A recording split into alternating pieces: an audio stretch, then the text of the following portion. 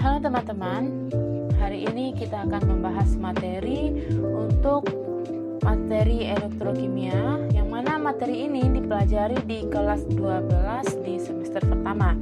Nah, untuk elektrokimia itu terbagi atas dua ya. Pertama ada sel volta dan sel elektrolisis. Nah, kali ini kita akan mempelajari mengenai sel volta.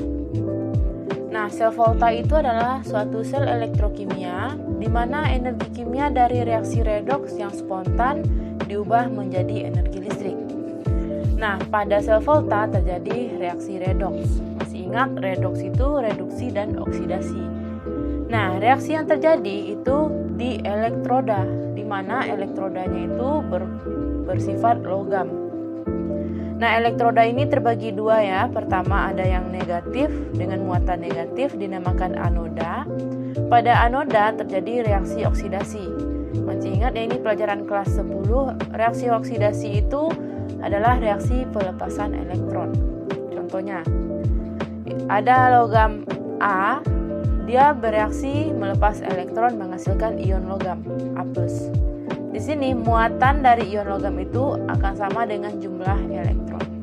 Berarti jika muatannya 2+, maka muatan elektronnya juga jumlah elektronnya juga 2, berarti 2 elektron. Nah, selanjutnya elektroda ada namanya katoda yang bermuatan positif. Pada elektroda positif atau katoda terjadi reaksi reduksi, yang mana reaksi reduksi itu adalah penangkapan elektron. Contohnya ini reaksinya dari ion logam B+ menangkap elektron sebanyak muatan. Jika muatannya 2, maka akan menangkap 2 elektron menjadi logam. Nah, karena di anoda melepas elektron sedangkan di katoda menangkap elektron, maka pada sel volta terjadi aliran elektron yang menyebabkan energi listrik ini, yang mana aliran tersebut dimulai dari anoda menuju katoda. Karena di anoda melepas, katoda menangkap. Anoda muatan negatif, katoda muatan positif. Nah, pada sel volta, untuk penulisan reaksi yang terjadi di kedua elektroda anoda dan katoda ini biasa disingkat dalam bentuk notasi sel. Di mana tadi notasi sel, notasi singkat dari susunan volta, nah dinyatakan dengan reaksi di anoda, ada garis di sini reaksi katoda.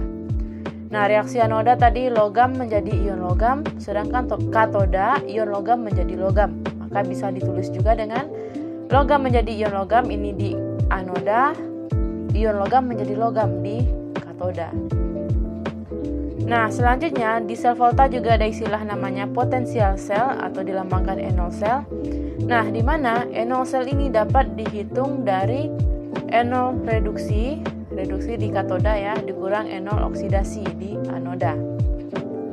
Nah, biasanya reduksi tadi di katoda, N0 reduksi itu nilainya lebih besar, sedangkan untuk oksidasi N0-nya lebih kecil.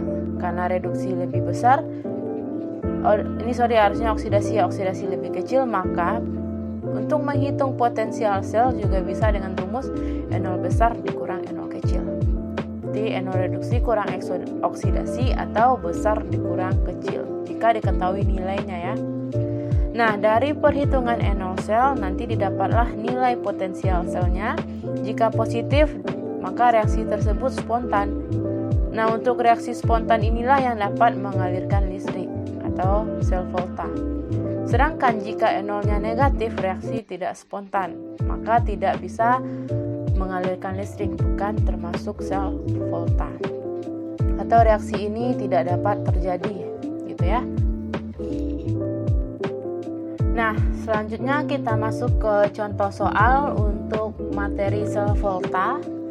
Nah, di sini diketahui ada reaksi Mg2+ menangkap 2 elektron menghasilkan Mg. Ini adalah reaksi reduksi ya, penangkapan elektron dengan nilai N0-nya min 2,37. Sedangkan Zn2+ menangkap 2 elektron menjadi Zn, N0-nya min 0,76. Kedua-duanya adalah reaksi reduksi. Nah, tentukan pertama ada N0 sel, kedua katoda, ketiga anoda, reaksi sel, notasi aliran elektron. Nah, sang kita jawab pertama N0 sel. Ingat rumus N0 sel tadi N0 besar dikurang N0 kecil. Nah, di sini ada nilainya min 2,37 dan min 0,76. Nah, di antara kedua ini yang paling besar itu adalah min 0,76. Maka E0-nya sedangkan ini kecil. Nah, maka E0-nya jadinya yang besar kurang kecil, min 0,76 kurang min 237.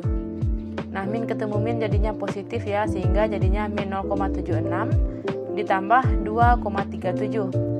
Dari perhitungan didapatlah nilai E0-nya positif 1,61 volt.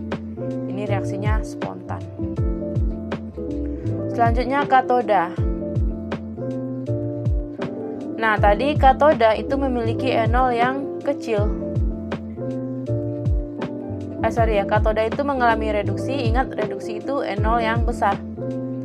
Karena di antara kedua ini yang besar adalah Zn, maka yang mengalami reduksi di katoda adalah Zn. Nah, untuk anoda itu oksidasi. Tadi E0 oksidasi itu lebih kecil. Antara kedua yang kecil adalah Mg, maka yang mengalami oksidasi di anoda adalah logam Mg. Nah, selanjutnya reaksi sel. Masih ingat ya, reaksi di katoda reduksi, di anoda oksidasi. Pertama reduksi, penangkapan elektron. Reduksi berarti Zn2+, ion logam menangkap 2 elektron sebanyak muatan, menghasilkan endapan logam. Ini E0-nya ya. Kemudian di anoda oksidasi melepas elektron.